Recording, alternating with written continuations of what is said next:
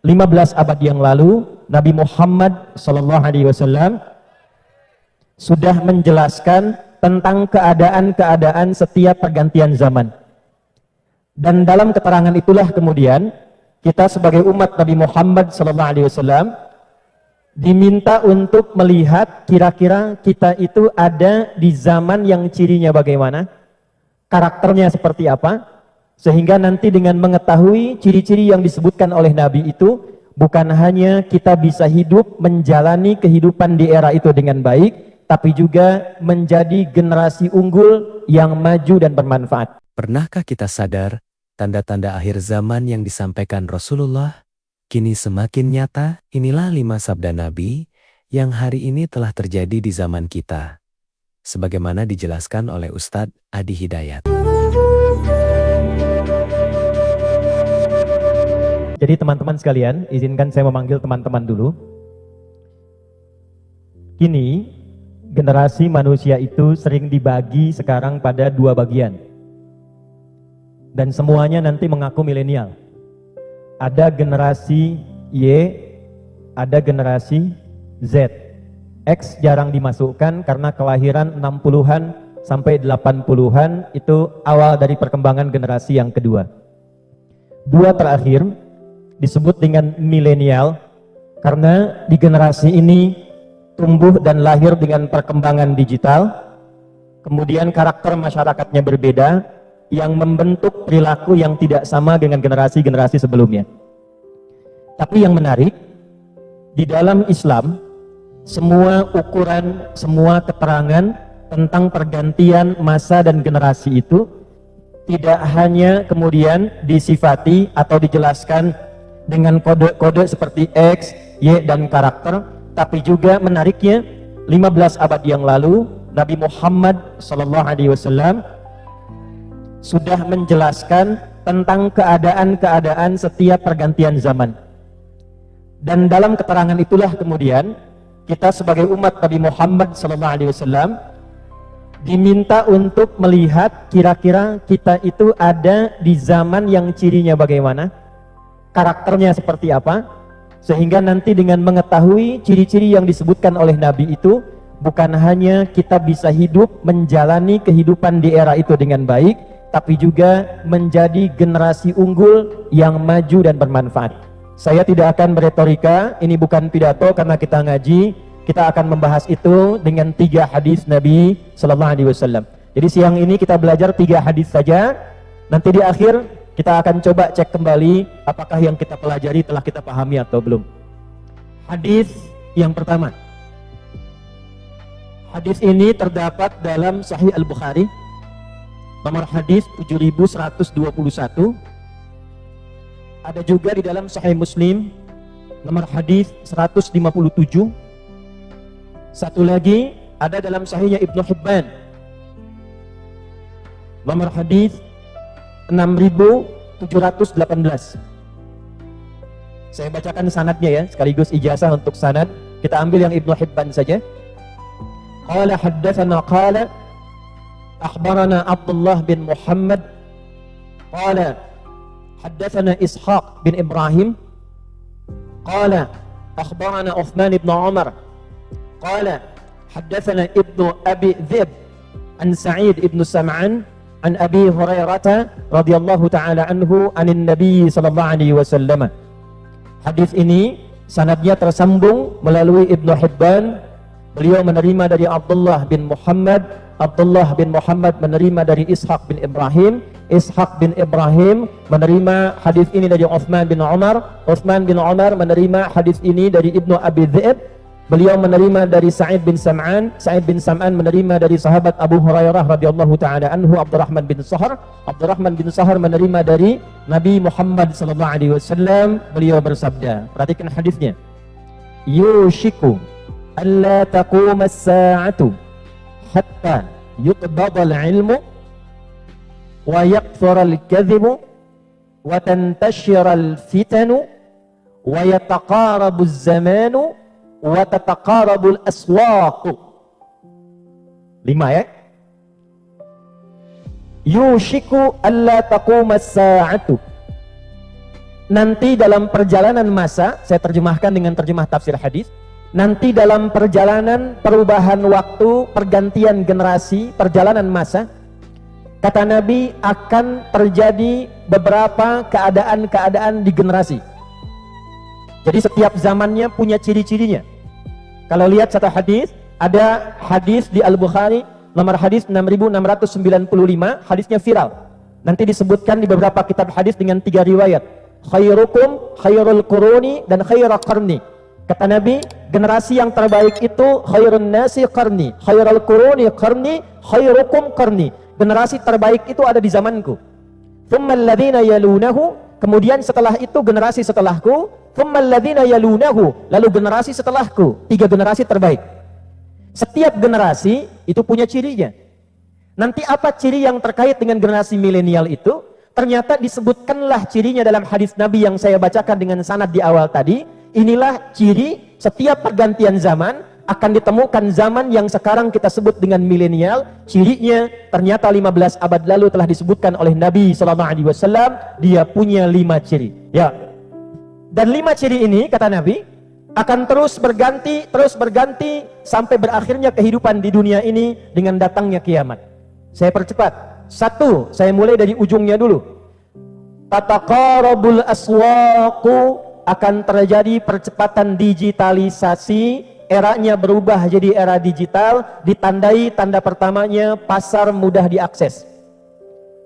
Dulu orang ke pasar berangkat pakai angkot kalau di Indonesia. Di Taiwan ada angkot. Berangkat ke pasar pakai ojek, sekarang diklik di handphone, barangnya datang sendiri. Sudah terjadi? 15 abad yang lalu Nabi sudah sebutkan akan tiba satu zaman. Di zaman itu beda dengan zaman sebelumnya. Kalau ke pasar berangkatnya manual, di zaman itu pasarnya semakin dekat. Kata para ulama, itulah ciri di saat orang-orang yang hidup di zaman itu terjadi percepatan digital. Ini mustahil kalau bukan seorang nabi, seorang rasul. Apakah ada manusia yang lahir di padang pasir? Tidak ada teknologi pada masa itu. Tempatnya sangat terbelakang, diapit Romawi dengan Persia, tengah-tengah padang pasir, tandus, air tidak keluar, tapi bisa mengatakan nanti akan ada zaman pasarnya mudah diakses dan terjadi percepatan digital. Terjadi sekarang? 1. 2. Wa yataqarabuz zaman. Nanti akan tiba waktu, masanya, perjalanan waktunya terasa begitu cepat. Dalam hadis At-Tirmidzi, akan terasa setahun seperti sebulan, sebulan seperti sepekan, sepekan seperti 1 hari. Rasanya baru kemarin padahal sudah lewat setahun. Dan 1 hari rasanya baru sekejapan saja. Panitia untuk tabligh akbar saat ini boleh jadi mempersiapkannya 1 bulan, 2 bulan. Ternyata ketika tiba masanya, rasanya baru kemarin persiapan kan.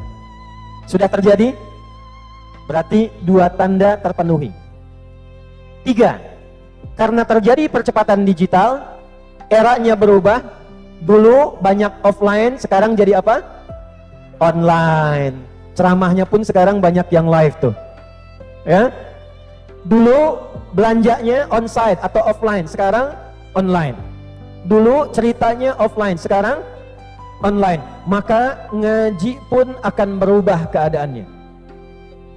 Para ulama pun akan berbeda keadaannya. Kata Nabi, hatta yuqbadal ilmu. Maka ketika digital itu berkembang, waktu terasa cepat, banyak yang akan muncul orang-orang umum pun buat konten tentang agama, ngajar tentang agama, yang pakar jadi hilang, yang tak jelas jadi muncul, dan ilmu mulai tercabut.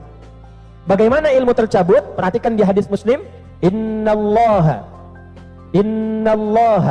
la yaqbidul ilma intiza'an yantazi'uhu minal ibad walakin yantazi'uhu biqabdil ulama hatta idza lam yabqa 'alima atau lam yabqa 'alimun ay yubqi 'alima ittakhadha an-nasu ru'usan juhala fasu'ilu fa'aftau fadallu wa adallu. Sungguh akan ada satu masa ilmu itu mulai tercabut, tapi bukan ilmunya yang hilang, bukan tafsirnya hilang, bukan fikihnya hilang, bukan hadisnya hilang, bukan usul fikihnya hilang, tapi ulamanya mulai wafat satu persatu. Kiainya mulai meninggal satu-satu. Habibnya mulai meninggal satu-satu. Ustadz-ustadz yang pakar mulai meninggal satu-satu. Ulama-ulama sepuh kita, panutan kita mulai wafat satu persatu, sampai tiba-tiba nanti yang tersisa tinggal sedikit. Tapi dari yang sedikit itu tiba-tiba muncul banyak orang bicara tentang agama. Karena eranya digital, orang-orang ini mulai muncul buat-buat konten tentang agama. Terjadi sekarang? Jadi. Dulu kita ngaji di pesantren masih pakai kitab. Ya? Ngaji nahu pakai apa? Kitab. Apa kitabnya? Jurumiyah. Al-kalamu wal lafdul murakkabu bil mufid wa lam wa aqsamu thalathatun ismun wa fi'lun wa harfun wa amal ismu wa kalimatun dalat ala ma'nan fi nafsi wa lam tuqaran bi zamanin wat'an, gitu ya. Lompat lagi jadi apa? Imriti. Lompat lagi jadi apa? Alfiyah. Kalamuna lafdun mufidun kastaqim wasmun wa fi'lun thumma harfunil kalim wahiduhu kalimatun wal qawlu am wa kalimatun biha kalamun qad yu'am bil jarri wat tanwini wan nida wa al wa musnadin lismi tamyizun hasal bita fa'alta atat wa ya if'alli wa nunik balan hiflun yanjali, gitu kan? Nanti eranya akan berubah itu semua. Yang sorofnya fa'ala yaf'ilu, fa'ala yaf'ulu, fa'ala yaf'alu itu akan berubah menjadi tak takayu tak tiku tiktokan.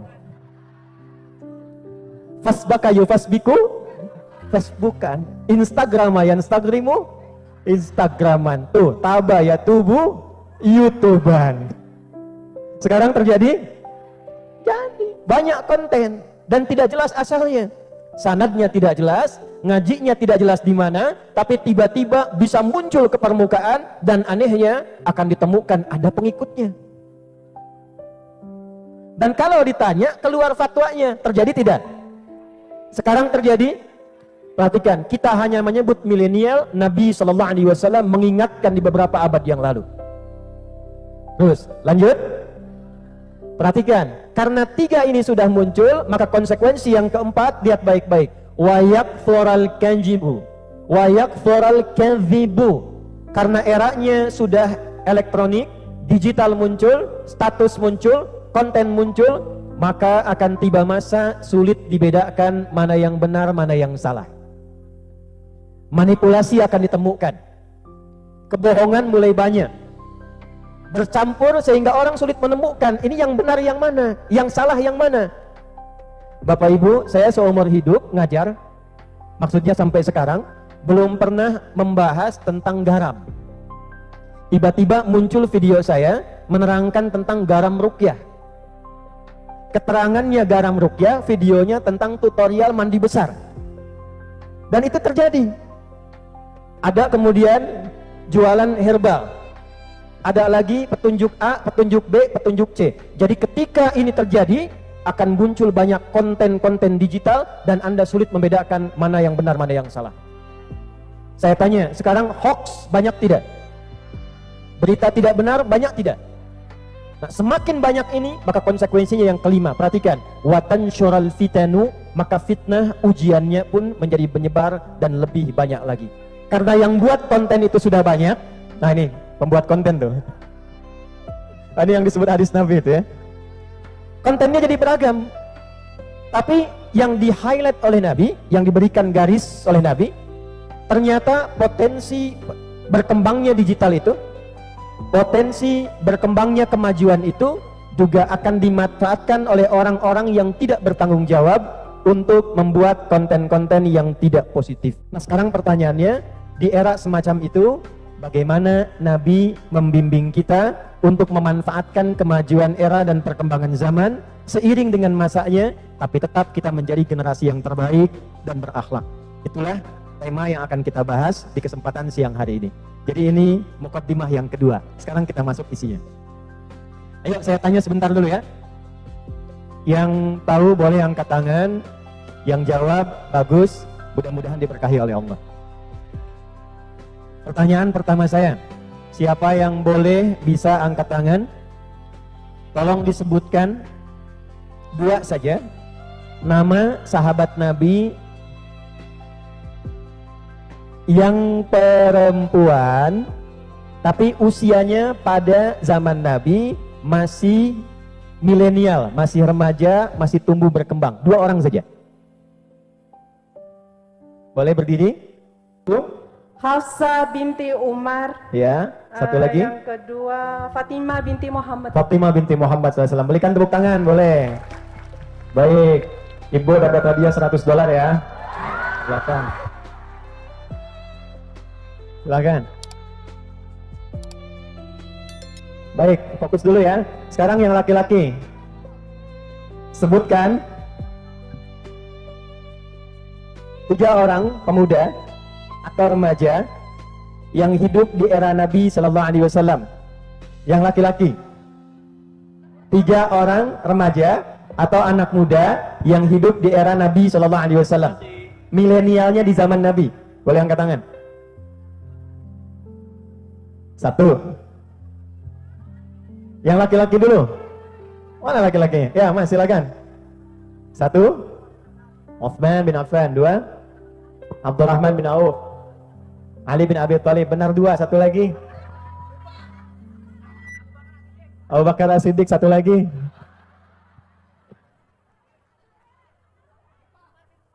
Umar bin Khattab. Ya, bolehlah, nggak apa-apa ya.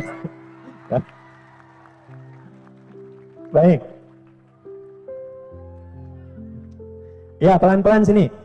Jadi gini, kalau kita mau ngaji milenial, kan harus ada contoh. Ya kan? Siapa yang harus dicontoh? Kemudian kalau kita ingin belajar akhlak, kita harus melihat contoh ini akhlaknya seperti apa. Kemudian kalau kita ingin melihat perubahan akhlak yang baik, kita lihat lingkungannya. Lingkungannya bagaimana? Nah, sekarang saya tanya dulu sebentar. Yang ini hadiahnya lebih istimewa. Saat tadi disebutkan Utsman, Abdurrahman bin Auf, kemudian tadi disebutkan Fatimah, Sayyidah Fatimah binti Muhammad sallallahu alaihi wasallam, ada Sayyidah Aisyah, kemudian yang lainnya. Saya ingin tanya, 5 orang dan lebih ini yang tadi disebutkan milenial di era Nabi, hidupnya di masa apa?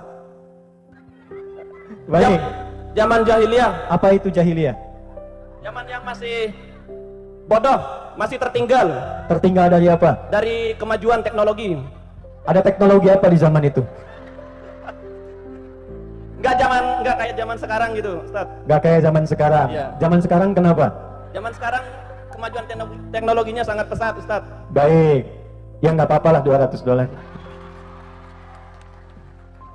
Mas. Nah, lihat sini. Sekarang hadiahnya simpan dulu ya. Kelima yang disebut tadi, kurang lebih tadi 5 orang, tinggal di zaman yang namanya disebut dengan jahiliyah. Namanya apa? Tahu artinya jahiliyah tidak? Jahiliyah itu gabungan dari 2 sifat. 1, jahlun, keperbuatannya. 2, jahilun, menunjukkan kepada orangnya. Kalau 2 ini digabungkan, jahlun dengan jahilun, maka muncul karakter yang ketiga namanya jahiliyah. Jahlun asalnya bila disebutkan dalam bahasa Arab, sifat yang menunjukkan pada sesuatu yang menyimpang. Bodohnya itu bukan bodoh tidak pintar, bukan. Yang pintar banyak. Abu Lahab itu pintar. Abu Jahal itu pintar. Bahkan namanya itu viral dengan nama Abul Hakam namanya dulu. Yang pintar banyak, pintar dagang ada, pintar politik ada, ya, ada yang pintar dari ilmu-ilmu dasar ada. Tapi kepintarannya ini tertutupi oleh satu sifat, yaitu tidak kenal baik. Sehingga sifat pintarnya ini dipakai pada perbuatan-perbuatan yang menyimpang. Jadi jahlun itu tidak kenal baik, bodohnya itu bodoh pada sifat-sifat baik.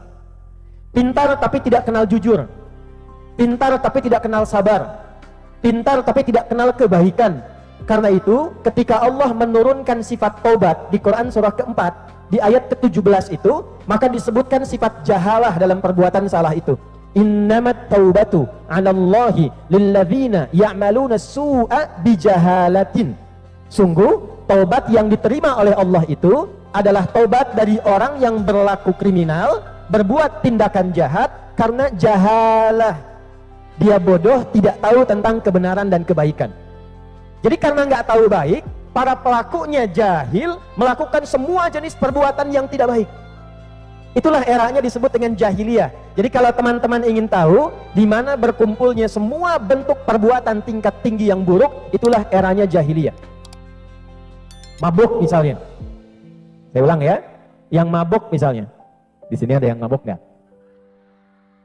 Nggak ada ya. Nggak ada ya. Baik, nah lihat sini. Kalau di zaman jahiliyah, itu saking profesionalnya mabok, yang pemula saja, pemabok prematur, yang baru mabok, itu minimal 5 kali sehari. Ayo baca sirah itu. Itu yang paling pemula, bayangkan yang profesional. 1, ya. 2, di Taiwan ini ada yang tawuran nggak? Hah? Ada yang suka berkelahi nggak? Ada. Oh, jangan-jangan mirip-mirip, tidak ya? Lihat sini, di zaman jahiliyah itu tersinggung sedikit itu langsung berkelahi. Dan berkelahinya nggak tanggung, ya. Nih yang saya tanya ini, ibu di sini, ibu kenal Umar bin Khattab? Kenal di mana? Oh, ini bahaya nih, ada yang kenal Umar sini. Umar itu sebelum masuk Islam itu di antara jagoannya di wilayah jahiliyah yang kalau sedang bosan dia akan bikin pengumuman. Siapa yang berani dengan saya hari ini, kita bertemu di Bukit A, silahkan datang, pamit dulu pada ibu yang telah melahirkannya, karena dia akan pulang tanpa nama. Itu Umar. Zina, semua jenis zina itu khatam. Khatam. Ada yang sudah menikah, ya, itu besoknya ngobrol-ngobrol dengan tetangga, bisa berkata begini, saya bosan dengan istri saya juga, malam gantian yuk, ayo. Tuh. Itu jahiliyah itu. Jadi Anda bayangkan, kenapa disebut dengan jahiliyah? Karena semua jenis perilaku yang ada di kehidupan sosialnya itu tidak kenal baik. Nah, orang-orang yang tadi disebutkan generasi milenial tadi, hidupnya di masa seperti itu. Pertanyaan pertama saya, tindakan kriminalnya, keburukannya, perilaku jeleknya, maaf, terjadi nggak di zaman sekarang? Nah, sekarang kadarnya, ukurannya, sama nggak? Lebih buruk jahiliyah atau yang sekarang? Saya ulangi, lebih buruk jahiliyah atau yang sekarang? Sekarang. Bahaya ini. Nah, di zaman jahiliyah, perhatikan, zaman jahiliyah yang tadi-tadi itu tidak kenal baik sehingga mengganggu kehidupan, tidak pernah maju, banyak sekali kerusuhan, maka Nabi Muhammad sallallahu alaihi wasallam kenapa diutus di tempat itu, tidak di tempat yang lain? Ini saya berikan rahasianya hari ini. Dan ini diantara kita saja, ya. Ini saya berikan gambar begini nih, biar tidak mubazir papan tulisnya. Ini kelihatan nggak belakang? Gus. Ya, di sini karena di pinggir, di sana itu orang yang imannya kuat sekali. Ya, belum saya tulis sudah kelihatan. Ini saya bagi dua gini ya. Ini kanan, ini kiri. Lihat sini. Ini saya sebut Romawi di sini. Di kirinya Persia. Ini zaman Nabi, ini sudah maju luar biasa. Yang ini punya imperium, punya kolosium Romawi. Peradabannya bagus, pasukannya hebat-hebat, senjatanya luar biasa. Di sini ada kekaisaran Persia, Kisra. Ini juga maju, luar biasa, pemerintahannya kuat, negaranya, pasukannya. Sampai sekarang banyak film-film dimunculkan tentang Romawi dan Persia. Baik ya? Nah, pertanyaannya, kenapa Nabi Muhammad tidak diutus di Romawi? Tidak diutus di Persia, tapi diutusnya di sini, di tengah-tengah nih. Padang pasir, lembah, biwadin ghairi dzi zar'in 'inda baitikal muharram, di bawah lembah, diapit bukit-bukit yang tandus, ya, lengkap, lebih paket lengkapnya lagi, orang-orangnya jahiliyah. Kriminalnya puncaknya di sini, tempatnya tandus, airnya jarang muncul, lahirnya di dekat Ka'bah. Satu-satunya nabi yang lahirnya langsung di dekat Ka'bah karena fadilah doa dua nabi sekaligus. Ada dua orang nabi yang memohon kepada Allah langsung supaya nabi terakhir, nabi teragung itu lahirnya harus di dekat tempat yang paling agung di muka bumi. Tidak ada tempat yang paling agung yang dikunjungi setiap saat, puncaknya dalam musim haji, semua kiblat mengarah kepadanya kecuali Ka'bah. Dua nabi ini berdoa, ya Allah, Rasul terhebat nanti, Rasul akhir zaman, Rasul penutup yang istimewa, mohon jadikan lahirnya pun dekat tempat yang paling istimewa di samping Ka'bah. Pertanyaan saya, siapakah dua nabi yang berdoa untuk kelahiran Nabi Muhammad itu? Ya Mbak? Nabi Ibrahim dan Nabi Ismail. Betul, berikan tepuk tangan. Ya, kalau nggak ada hadiahnya cepat ya. Baik, pertanyaannya, ya ini yang ada hadiahnya. Ada di Quran surat apa, ayat berapa? Ayo, boleh angkat tangan. 300. Umrah. Waktu habis. Waktunya habis. Ada di Quran surat kedua Al-Baqarah di ayat 129. Perhatikan kalimatnya. Rabbana wab'ats fihim rasulan minhum yatlu 'alaihim ayatika, ini inti materi kita, wa yu'allimuhumul kitaba wal hikmah wa yuzakkihim innaka antal azizul hakim. Tadi yang berdoa Nabi siapa? Satu lagi.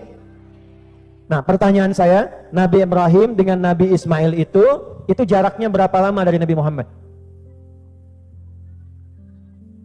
Kurang lebih 30 generasi. Satu generasinya bisa hampir 1000 dan 2000 tahun. Ke Nabi Ibrahim alaihissalam. Ya, Nabi Muhammad ke Nabi Musa itu kurang lebih hampir 2000 tahun. Ke Nabi Isa hampir 600 tahun. Ke Nabi Ibrahim kalau kita urutkan nasab itu kurang lebih 30 generasi.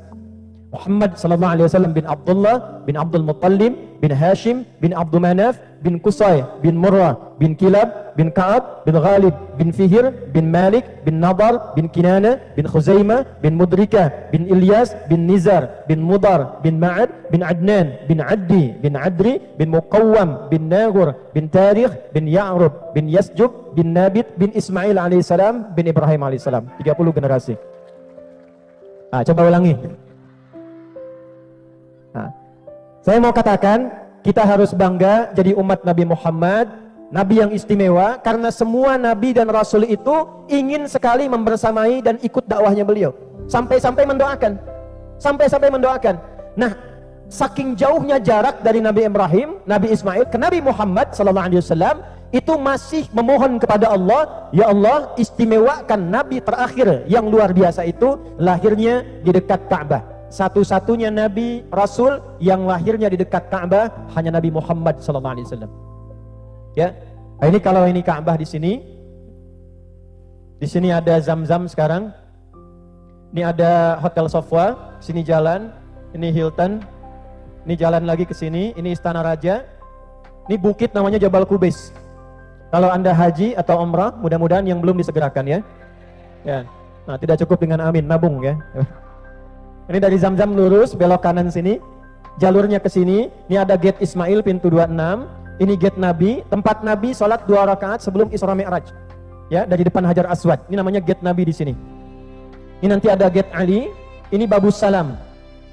Babus Salam naik ke atas. Ini ada yang tangga, ini ada yang eskalator. Ini ada kursi penjaga warna hijau. Lurus. Di sini ada rumah yang sekarang jadi perpustakaan. Di atasnya ada bukit kecil. Dari Jabal Qubais ke sini, Anda lewat, ini ada Istana Raja, ini ada posnya, CCTV warna putih ngadep ke sini. Ini ada kipas angin kurang lebih 35, sudah saya hitung. Sampai ke ujung, ke sini 150 meter, inilah rumah Nabi dilahirkan, Maulid Nabi. Tidak ada satu Nabi pun yang lahir di dekat Ka'bah kecuali Nabi Muhammad SAW. Jadi ini doanya untuk Nabi Muhammad, lahirnya, tumbuhnya, diutusnya bukan di Romawi yang sudah maju, bukan di Persia, tapi di lingkungan masyarakat yang berada di tempat yang tertinggal, tertutup, dan masyarakatnya disebut dengan apa tadi? Jahiliyah. Ini jahiliyah. Fokus. Tiba-tiba dibimbing oleh Nabi, dibina oleh Nabi, dari mulai Mekah, saya cepat sampai ke Yathrib jadi Madinah, kurang lebih periodenya 20 tahun. Orang-orang yang disebut tadi, Umar bin Khattab, Ali bin Abi Thalib, Uthman bin Affan, Abdurrahman bin Auf, Fatimah binti Muhammad SAW, Aisyah ya binti Abu Bakar radhiyallahu taala anhuma. Semua orang itu yang tadinya punya kebiasaan secara umum, walau tidak semuanya, dekat dengan tradisi jahiliyah, tiba-tiba berubah jadi orang terbaik di zamannya. Umar tadi, ya, biasa tantangin orang, senang tampil dengan kekuatan, ngajak duel hampir tiap waktu. Satu-satunya sahabat yang pernah jualan Tuhan, bahkan muter-muter. Kalau yang lain bikinnya dari kayu, asnam, ada yang bikin dari batu, wasan, ausan, beliau bikin dari roti. Ya, Umar tuh visioner. Saat orang bikin dari kayu, beliau bikin dari roti. Yang nggak pernah orang bikin, kepikiran sama Umar. Tidak ada orang pernah jualan Tuhan terbuat dari roti pada masa itu kecuali Umar. Makanya nanti saat masuk Islam, kadang sedih sendiri, kadang senyum sendiri. Ketika ketawa sendiri, orang tanya, ya Amirul Mukminin, wahai Amirul Mukminin, kenapa engkau tertawa? Saya ingat dulu saya jahiliyah pernah jualan Tuhan dari roti. Saya keliling-keliling musim panas, belum ada yang beli. Wa ana jau'an, dan saya lapar. Tiba-tiba saya dudukkan Tuhan saya katakan, ya Lata a'dzirini an-naja'i, ya Lata Tuhanku, maafkan saya lapar banget, saya pinjam dulu tangannya, nanti saya ganti lagi. Sampai selesai jualan, Tuhannya habis saya makan, itu kata Umar. Siapa yang pernah dengar Abu Dzar Al-Ghifari? Pernah dengar? Abu Dzar Al-Ghifari. Pertanyaannya, siapa nama aslinya? Jundub bin Junadah. Itu beliau pemimpin preman satu kampung. Ada kampung perompak, pembegal, kampung preman, namanya kampung Ghifar. Semua yang dari sana disebut Ghifari namanya. Kalau di sini ada mas yang namanya Al-Ghifari, nah itu kampung preman. Dulu jahiliyah. Perhatikan, orang-orang ini yang tadi disebut, diajarkan oleh Nabi, dibimbing oleh Nabi, tiba-tiba mereka berubah jadi generasi milenial di masanya yang tumbuh hebat dan membangun negaranya, tempatnya, daerahnya menjadi tempat yang maju dan berkembang. Apa kurikulum yang diajarkan oleh Nabi? Seperti apa tahapannya? Nah ini yang insya Allah kita akan rinci pelan-pelan. Tadi siapa yang sebutkan Sayyidah Fatimah? Di sana ya. Sayyidah Fatimah itu, para teman-teman yang muslimah, akhwat, beliau bukan hanya dikenal putri Nabi, tapi silahkan Anda cek sejarah, beliau diantara satu-satunya sahabat perempuan putri Nabi yang juga pakar di bidang keperawatan. Sayyidah Aisyah radhiyallahu ta'ala anha, selain hafal 2210 hadis dari Nabi, beliau juga satu-satunya perempuan sahabiah yang pakar di bidang kedokteran. Utsman bin Affan, Abdurrahman bin Auf, pakar di bidang manajemen bisnis. Dalam 2 tahun, itu jadi orang terkaya di Madinah nomor 2. Setelah itu nomor 1, saya pernah riset kekayaan Abdurrahman bin Auf setelah Nabi meninggal. Kalau diukur dengan ukuran sekarang, valuasi sekarang, kurang lebih hartanya 14.000 triliun. Abdurrahman bin Auf saja. Modalnya dari pakaian. Tapi diajarkan oleh Nabi, ya, tuntunan berkehidupan, tiba-tiba berubah jadi orang paling hebat di masanya. Saya akan sampai pada 2 bagian lagi, perhatikan. Saya contohkan dulu satu kejadian, setelah itu saya keluarkan pedomannya, baru kemudian kita pelajari langkah-langkahnya. Mudah-mudahan pulang dari pengajian ini kita bisa berubah menjadi lebih baik dan membangun daerah kita insya Allah. Ya. Yuk kita mulai. Saya ambil contoh Abdurrahman bin Auf dulu ya, karena tadi disebutkan oleh kawan kita. Beliau sebelum masuk Islam kaya tidak? Saya ulangi, kaya tidak? Kaya. Berarti kan beliau kaya. Dan kaya itu standarnya dibagi 3. 1, kaya. 2, kaya banget. 3, kebangetan kayanya. 3 ya. Nah sebelum masuk Islam itu kaya, hartanya banyak, terpandang. Dan termasuk di antara tokoh yang diberikan kesempatan untuk memberikan masukan bagi masyarakat saat itu. Ada tempat di depan, kalau sekarang Hilton yang lama, di depan masjid, sekarang jadi toilet, itu satu tempat berkumpulnya 100 orang paling berpengaruh di masa itu. Abdurrahman bin Auf kemudian masuk Islam, ingin ikut hijrah ke Yathrib yang kelak jadi Madinah. Maka oleh orang-orang Quraisy pada masa itu dipersilahkan ikut hijrah, tapi ditawari begini, kalau kamu tidak ikut Muhammad, tidak ikut ajaran Muhammad, tetap tinggal di sini, kami angkat jadi orang nomor 1 paling kaya di lingkungan masyarakat sini, jahiliyah, dan ditempatkan jadi orang yang terhormat, hartanya ditambah, orang paling kaya jadi orang terhormat.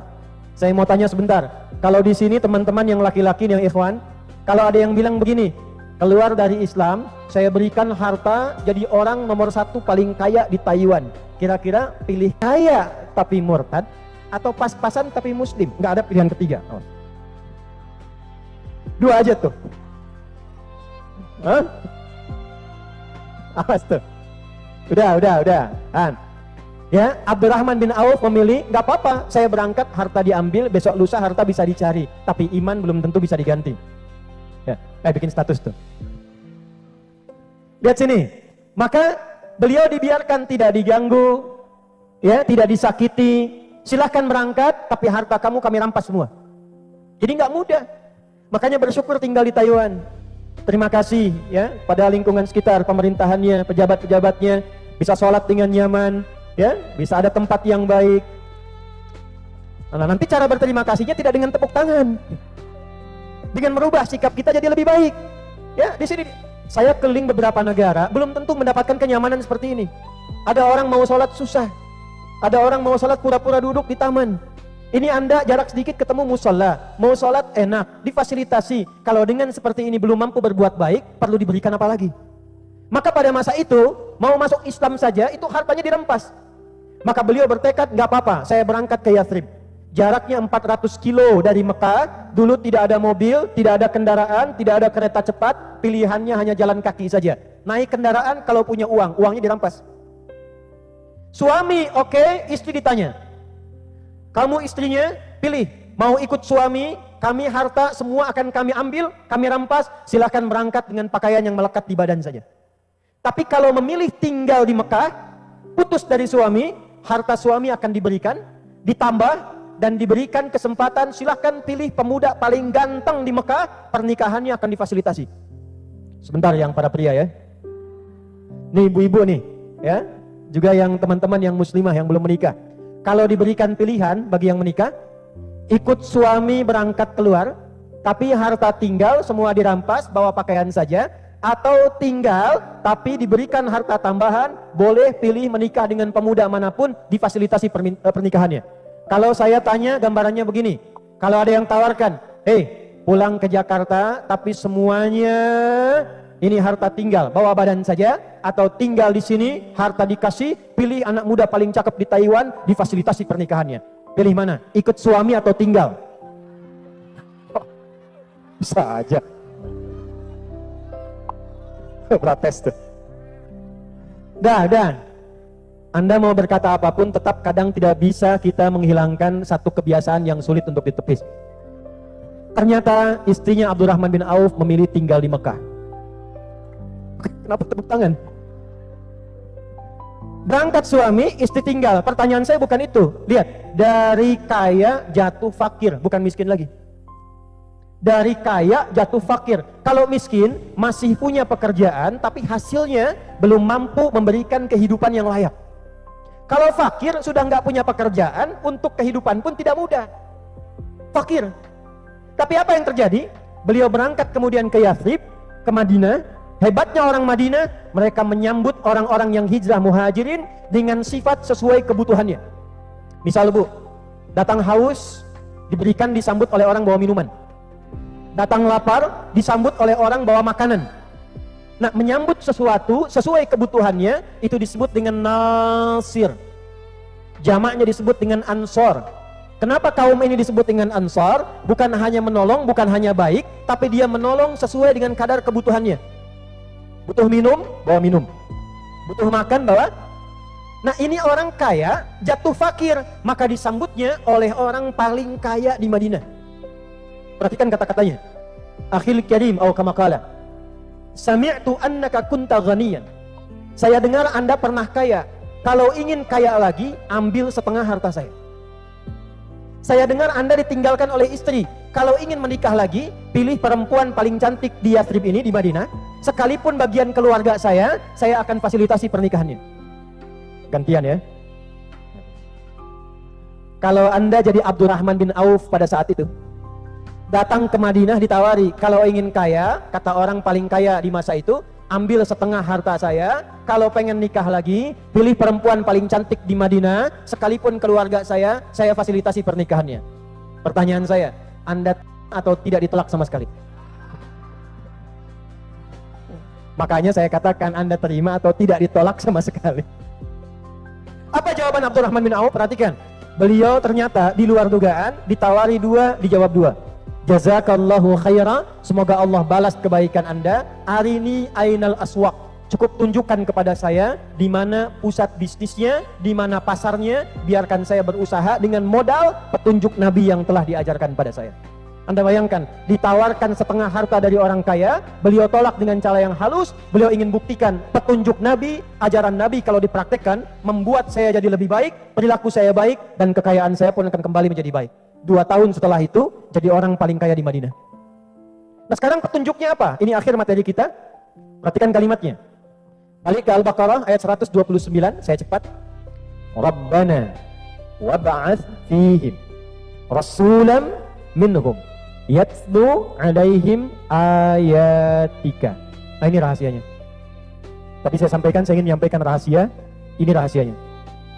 Ya Allah, mohon utus nanti seorang nabi yang hebat, yang unggul, lahirnya di dekat Ka'bah, dan dia mengajarkan pada umatnya ayatika, ayat-ayatmu. Saya tanya pada teman-teman, Nabi dapat ayat tidak? Saya ulangi, Nabi dapat ayat tidak? Saya ulangi, Nabi dapat ayat tidak? Yang dapat, yang jawab dapat, berapa ayat? Ayo, berapa ayat? Sini, yang sini. Nabi dapat ayat dari Allah, berapa ayat? Berapa? 6.666. Ya, kurangi dikit aja. Berapa lagi? 6.300? Lebih dikit. Nah, 6.236. Hasil googling tuh. Benar ya Mas ya? 6.236. 6.236 ayat. Pertanyaan saya yang ini, Mas. 6.236 itu disebut apa namanya? Kalamullah. Apa lagi? Kisah, ada ilmu, dan lain sebagainya. Intinya apa? Al-Quran. Nah, ibu dapat $100 belakang. Tapi karena infonya dari Mas ini dulu ya Bu ya. Sama ibu yang di belakang juga, satu yang jawab Al-Quran. Ibu yang kacamata, kerudung, abu-abu, Mas Heri, tolong Mas. Belakang. Kasih Ibu, sama-sama. Makanya dulu waktu kita belajar, kan ada Iqra ya, ada qiraati dulu kan, ya kan? Kan itu belum dituntut tahu, yang penting bisa baca dulu. Makanya pelajarannya semua tentang halakat, tentang baca. Kalau ditanya artinya, nggak ada yang tahu. A, fatah, a, fa, fatah, fa, lam, doma, lu, apa, lu, gitu kan? Kan gitu dulu kan? Nanti setelah itu baru ngaji Quran, untuk apa? Untuk tahu isi. Nah pertanyaannya, mengapa harus tahu isinya? Ini rahasianya. Karena semua ayat itu ternyata kurikulum kehidupan kita dari mulai terlahir sampai kita meninggal dunia. Jadi 6.236 ayat itu, Bapak Ibu sekalian, itu topik kehidupan kita. Dari Al-Fatihah sampai dengan An-Nas, 114 surah, 30 juz. Itu kalau kita keluarkan, nanti keluar tema-tema. Misal, ada tema sejak dalam kandungan. Bagaimana supaya memiliki misalnya janin yang baik, kemudian lahir anak yang sehat, maka kemudian turun Quran surah ke-22 ayat yang kelima, dirinci di Quran surah ke-23 misalnya ayat 11 sampai dengan ayat ke-13. Kalau sudah ada rohnya menjelang persalinan, turun Quran surah ke-7 ayat 189. Kemudian terlahir, apa yang pertama diberikan? Kalau ngasih ASI berapa lama? Tugas ayah yang baru punya anak apa? Turun Quran surah kedua ayat 233. Setelah diberikan ASI kurang lebih sampai 2 tahun, diberikan pendidikan apa? Turun Quran surah ke-31 misalnya ayat 13 sampai dengan ayat ke-19. Nanti kalau dia naik lagi, mulai belajar, bagaimana belajar yang efektif? Turun Quran surah 9 ayat 122. Bagaimana kalau ilmunya kuat, imannya bagus? Turun Quran surah 58 ayat ke-11. Nanti dia naik lagi, mulai berkelana, mulai keluar dari Ponorogo sampai ke Taiwan, sampai ke Taipei, dari luar sampai datang, turun Quran surah ke-49 ayat ke-13. Ada yang mulai kenalan ya, cinlok, cinta lokal sama yang daerahnya, ada yang dari luarnya, kemudian mau menikah, bagaimana pendekatannya? Turun Quran surah ke-4 ayat ke-4. Setelah berumah tangga, turun surah ke-4 ayat ke-34. Nanti muncul tugas-tugas suami, dari mulai mencari nafkah yang standar, Quran surah kedua ayat 168. Nanti kalau ingin cepat, baru sedikit tapi cepat hasilnya, Quran surah 2 ayat ke-172. Ingin lebih cepat lagi, belum berangkat, rizki sudah menanti, Quran surah ke-7 amalannya ayat 96. Tantangannya di mana? Jangan dikira bekerja tidak capek. Boleh jadi nanti ada orang yang ingin ikut, ada yang mengkhianati, ada tantangannya muncul. Turun Quran surah kedua, ayat 214. Nanti solusinya Quran surah 3, ayat ke-142. Amalannya nanti malam harinya Quran surah ke-17, ayat 79 sampai dengan 81. Yang istri merawat di rumah, menata anak, kadang-kadang tidak mudah. Turun Quran surah 17, ayat 23 sampai dengan 27. Sampai nanti terus naik usia 40 tahun. Amalannya apa? Pekerjaannya apa? Turun Quran surah 46 di ayat ke-15. Sampai jadi sepuh, sampai kemudian menunggu kematian. Quran surah ketiga ayat 185. Wafatnya pengen enak. Turun Quran surah 89 ayat 27 sampai dengan ayat 30. Persiapan ke makamnya supaya nyaman. Turun Quran surah ketiga ayat 169 sampai 171. Sampai kiamat surah 75. Sampai dijadi dua antara surga yang indah, surga standar. Quran surah 2 ayat 25. Kalau surganya surga Firdaus, Quran surah 23 amalannya 1 sampai dengan 9. Yang terancam dengan neraka, ada nerakanya. Quran surah 4 ayat 69 sampai ke bawah. Yang belum kena ke surga, nggak mau ke neraka, ada di A'raf, Quran surah 7 ayat ke-47 sampai dengan 49. Itu ada semua.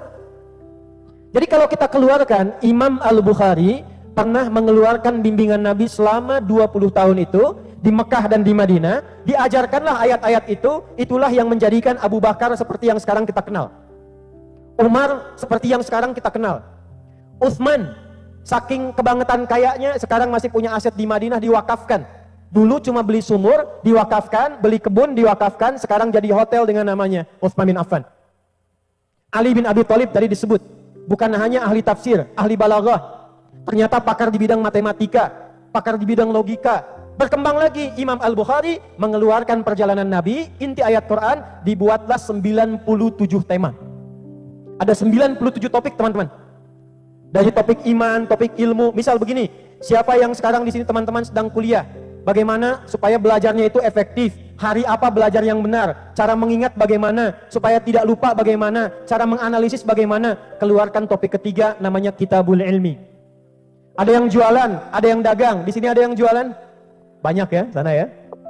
Yang dagang, yang jualan, yang bisnis. Ada kitab namanya Kitabul Buyu'. Tuntunan belajar bisnis dari Nabi. Tidak pernah ada yang mengamalkan panduan belajar bisnis ini kecuali bisnisnya selalu tidak pernah kembali modal.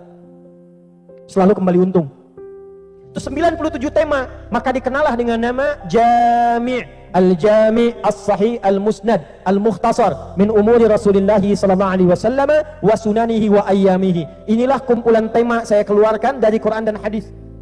Imam Al-Bukhari buat tema begini, Bu. Contoh ya, misalnya Kitab ilmu, ini ayatnya apa? Ayat A. Nanti hadisnya apa? Prakteknya bagaimana? Bagaimana Nabi mengajarkan? Dari mulai jadwal pengajian ibu-ibu, belajarnya di rumah siapa, harinya hari apa, kurikulumnya apa, itu ada semua. Jadi ternyata kalau ingin jadi generasi milenial yang bagus, yang berakhlak, yang baik, yang sukses, yang maju, amanat pertama dari Nabi, kembalilah kepada tuntunan Al-Qur'an. Itu kuncinya.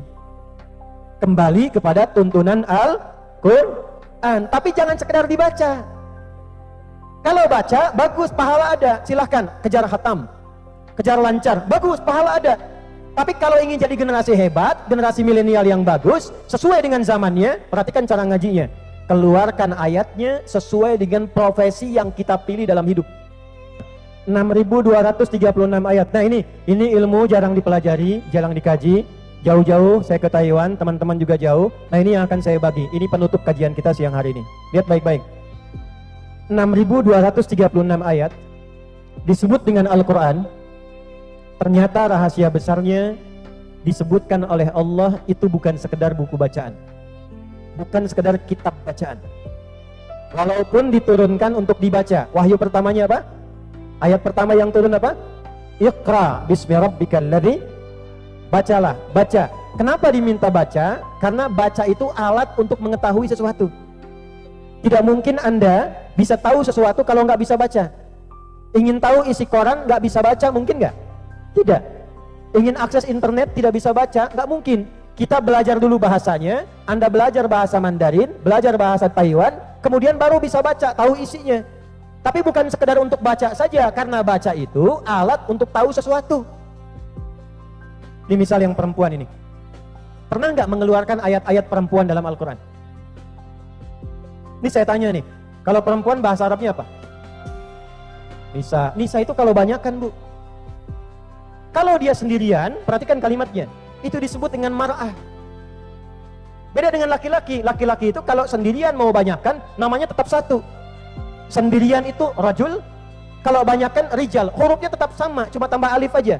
Rajulun, rijalun, hurufnya nggak ada yang hilang. Kalaupun banyakkan, ra-nya ada, jimnya ada, lamnya ada. Cuman tambah alif untuk menunjukkan tegak dan banyak. Rajulun, rijalun, artinya tegak, kuat, kokoh, tidak gemulai. Kaki disebut dengan rijlun karena menopang badan supaya kokoh.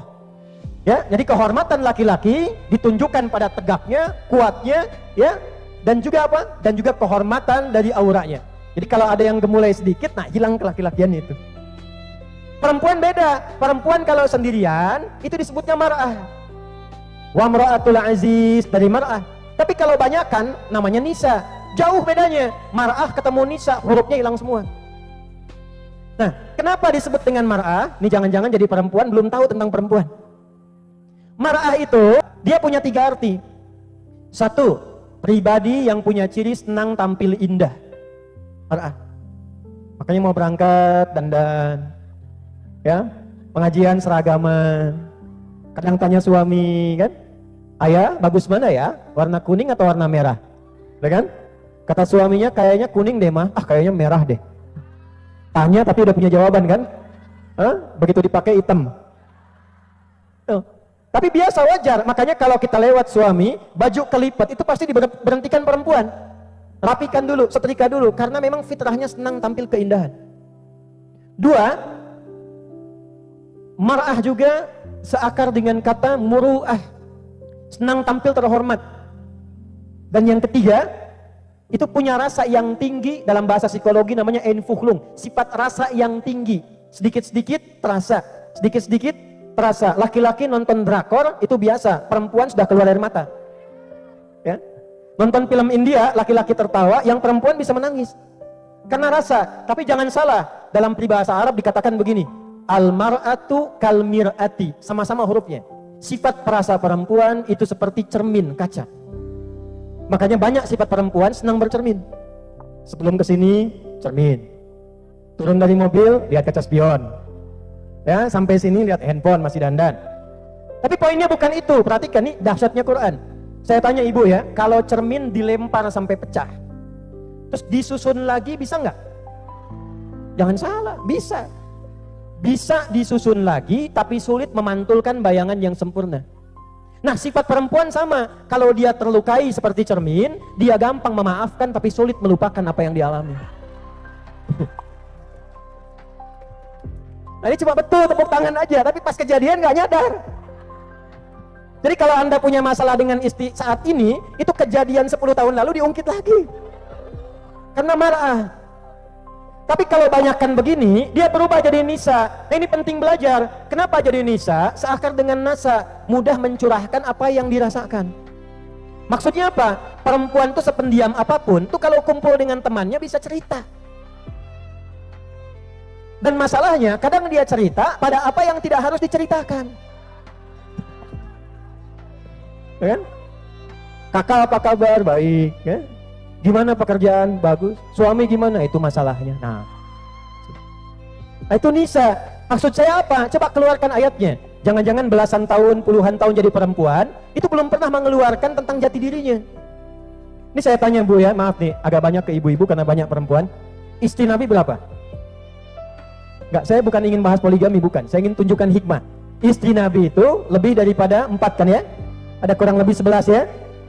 Pernah nggak belajar kenapa Nabi diizinkan menikah lebih daripada 4 istri? Lihat rahasianya. Ternyata bukan karena bab poligaminya. Ternyata 11 perempuan ini, kalau kita riset ya, silahkan belajar sejarah. Kalau kita riset, 11 perempuan istri Nabi ini mewakili semua karakter dan sifat perempuan di muka bumi. Dari yang cemburuan, senang fashion, ada yang senang masak, ada yang senang kajian, ada semua di karakter istri Nabi. Dan kemudian dididik oleh Nabi dengan akhlak Nabi, berubahlah 11 karakter ini jadi perempuan terbaik di zamannya. Contoh ya, jangan tepuk tangan dulu nih. Saya beri contoh nih. Saya mau tanya pada ibu ya semua, pernah dengarkan Sayyidah Aisyah? Ya, beliau selain rajin, giat, tapi cemburunya luar biasa. Tapi bagaimana beliau Nabi SAW mendidik Sayyidah Aisyah? kecemburuannya diarahkan pada sifat yang baik-baik. Sehingga diarahkan kepada ilmu, diarahkan kepada nilai-nilai yang baik. Setelah Nabi meninggal, tiba-tiba beliau menjelma jadi dosen perempuan sepeninggal Nabi yang hafal 2210 hadis dan hampir semua disiplin ilmu beliau pakar di bidangnya. Sampai sepertiga ilmu itu, kata para ulama, dikuasai oleh Sayyidah Aisyah. Dari pribadi yang sangat cemburuan, sensitif, tiba-tiba jadi perempuan paling hebat di masanya, sampai sepertiga ilmu yang ditemukan di bumi. Siapa yang rajin masak di sini? Ya? Nah, ada istri Nabi namanya Sayyidah Saudah binti Zam'ah. Pernah belajar nggak? Usia beliau walaupun sudah di atas 50, 60 tahun, hobinya masak. Tapi kalau masak, hebatnya setiap masak kalaupun ketemu Nabi, itu masih bisa mengeluarkan kata sayang dan mesra dengan Nabi. Bikin adonan, Nabi datang, itu bikin adonan, Nabi masih sempat mengambil secuil adonan, kemudian dioleskan di kening beliau dan masih bisa mengatakan sayang. Anda yang suami istri, kapan terakhir bilang sayang sama suaminya? Dan coba belajarnya sampai sini enggak? Apa yang dimasakin Sayyidah Saudah itu untuk Nabi. Sayyidah Zainab, beliau diantara istri Nabi yang senang fashion, pakaiannya, tampilannya. Jadi kalau bapak ibu misalnya cek tentang itu, silahkan yang suami-suami pulang ke rumah, cek kira-kira istrinya mirip siapa. Nah, kalau kita gabungkan dari 10 itu, semua karakter yang terbaik ditemukan di satu perempuan, namanya Sayyidah Khadijah.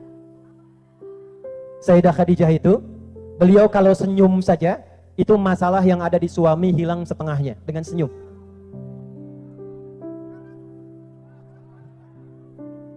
Tar dulu, sebelum sekarang tar dulu. Ini Makassar pengen cepet aja nih. Lihat ya. Baru senyum, lihat di Al-Bukhari, nomor hadis yang ketiga, kitab Badil Wahyi. Itu Nabi naik ke Gua Hira. Dari rumahnya lewat 4 bukit, jaraknya 6 kilo. Sampai di bawah bukit, naik ke atas 700 meter. Jadi 6 kilo, lewat 4 bukit, dari bawah naik lagi 700 meter. Sampai di atas, wahyu belum turun setelah Iqra, belum turun. Sampai siang seperti sekarang, beliau putuskan pulang ke rumah. Di tengah jalan, tiba-tiba ada yang manggil. Muhammad. Tengok kanan kiri nggak ada orang, depan belakang kosong, ke atas. Kata beliau ada makhluk besar seperti duduk antara langit dan bumi, manggil ya Muhammad, ya Muhammad. Saya tanya Mas nih yang dari Sulawesi nih. Udah bubar nih semuanya. Namanya siapa Mas? Pas lagi Muhammad tuh. Mas Faisal aja, ya. Ini udah kosong, melompong, tiba-tiba ketinggalan, pulang. Begitu pulang ada panggilan, Faisal.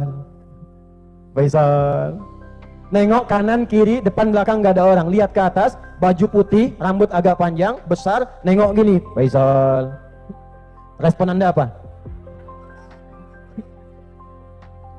Apa? Lihat responnya. Kata Nabi, ini sifat kemanusiaan Nabi. Fara'ibtu minhu, maka bulu kuduku naik, aku merasa khawatir, aku takut. Sisi kemanusiaan Nabi ada takutnya. Takut itu boleh, takut pada yang baik itu boleh, karena itu fitrah. Sedang duduk dengar suara singa bisa di belakang, takut gak? Ya, kan gak mungkin, apa sih? Gak mungkin. Ya, takut itu alami, naruriyah. Yang salah itu takut kepada hal-hal yang baik. Mau sholat jamaah takut, mau sedekah takut, mau senyum takut, itu yang salah. Maka kata Nabi, fara'ibtu minhu, aku merasa khawatir, takut, aku percepat jalanku. Tiba-tiba sampai rumah, beliau ucapkan salam, dibuka pintu oleh Sayyidah Khadijah, melihat wajah Sayyidah Khadijah, itu setengah takutnya hilang. Setengah masalahnya hilang. Cuma lihat wajahnya. Bisa nggak tuh pulang ke rumah, lihat wajah istri, setengah masalah nambah. Setengah masalah nambah.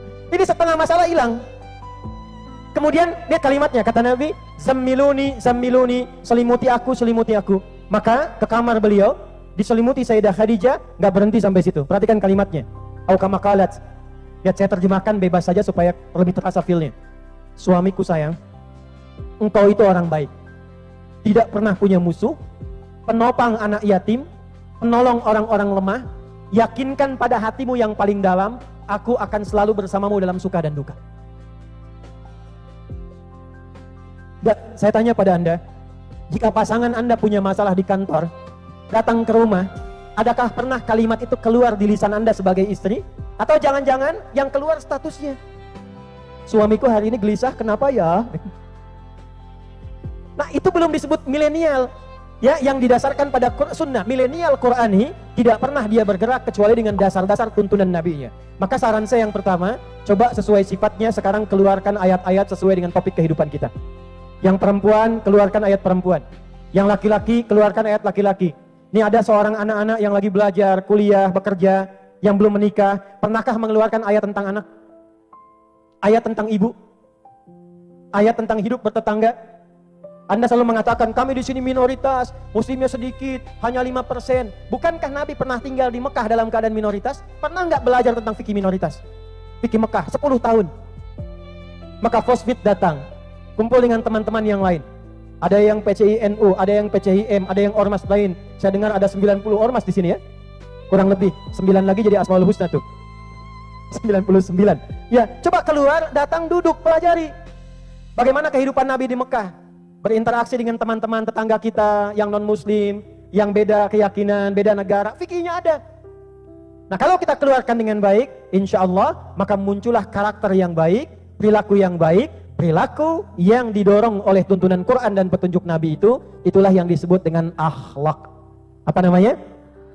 Akhlak. Dari sini turun kalimat di Al-Quran di surat Al-Qalam, wa innaka la'ala khuluqin azim. Muhammad, sungguh engkau memiliki akhlak yang mulia. Maka beliau menjelaskan kalimat Allah ini, disebutkan kemudian kalimat di hadis riwayat Al-Bukhari nomor hadis 5027 dari Utsman bin Affan radhiyallahu taala anhu. Perhatikan kalimatnya. Saya tutup. Qala Rasulullah sallallahu alaihi wasallam, khairukum man ta'allama al-Qur'ana wa 'allama. Jika Anda ingin jadi generasi yang terbaik, ada yang baik, Anda jadi yang terbaik. Maka caranya bagaimana? Kata Nabi, belajarlah Al-Quran, kemudian praktekkan itu dalam kehidupan. Sabda Nabi, bukan sekadar cerita masa lalu, melainkan peringatan dan petunjuk hidup bagi umatnya hingga akhir zaman. Ketika apa yang beliau sampaikan mulai tampak nyata di sekitar kita, itu bukan untuk menakut-nakuti, tapi untuk membangunkan hati agar kembali kepada Allah.